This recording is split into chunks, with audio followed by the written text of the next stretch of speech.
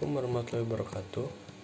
Perkenalkan, nama saya Ahmad Ubadillah dari kelas 11 RPN 1. Untuk video ini, saya akan menjelaskan tentang ARD, menjelaskan tentang relasi dan macam relasi, menjelaskan apa itu atribut, dan menjelaskan apa itu entitas yang pertama. 1. ARD. Diagram relasi, entitas atau entity relationship diagram atau ARD adalah suatu diagram dalam bentuk gambar atau simbol yang mengidentifikasi tipe dari entitas. Di dalam suatu sistem yang diuraikan dalam data dengan atributnya dan menjelaskan hubungan atau relasi di antara entitas tersebut. ARD merupakan model jaringan yang menggunakan susunan data yang disimpan dalam sistem secara abstrak. ARD merupakan model data konseptual yang merepresentasikan data dalam suatu organisasi. ARD menekankan pada struktur dan relationship data. R.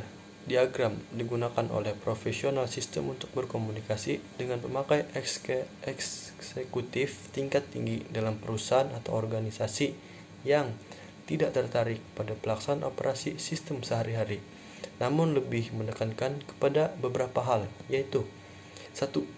Data apa saja yang diperlukan untuk bisnis mereka. 2. Bagaimana tersebut berelasi dengan data lainnya. 3. Siapa saja yang diperbolehkan mengakses data tersebut. Untuk menggambarkan R diagram setidaknya ada 3 langkah yang harus dilakukan oleh perancangan basis data, yaitu menemukan atau mendefinisikan entitas, menemukan atau mendefinisikan atribut, menemukan atau mendefinisikan relasi, menggambarkan ARD menggunakan notasi standar. 2. Relasi. Relasi menyatakan hubungan antara dua atau beberapa entitas. Setiap relasi mempunyai batas constraint terhadap kemungkinan kombinasi entitas yang berpartisipasi. Batasan tersebut ditentukan dari situasi yang diwakili relasi tersebut. Ragam atau jenis relasi dibedakan menjadi beberapa macam, antara lain adalah relasi binari. Relasi binari merupakan relasi antara dua entitas. Relasi binari ini dibedakan menjadi relasi one to one, notasi 1/1, relasi one to many, notasi 1/n, atau many to one, notasi n/1. Relasi many to many, notasi m/n. 2. Relasi ternary. Relasi ternary adalah merupakan relasi antara 3 entitas atau lebih. Relasi one to one, setiap atribut dari satu entitas berpasangan dengan satu atribut dari entitas yang direlasikan.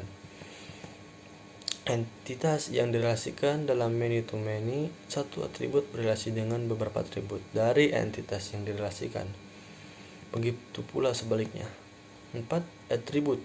Atribut adalah merupakan sifat-sifat untuk karakteristik pada suatu entitas. Nama atribut ini identik dengan nama kolom atau file pada suatu tabel dalam basis data. Atribut dapat dibedakan menjadi beberapa macam, antara lain simple atribut dan composite atribut, single valued atribut,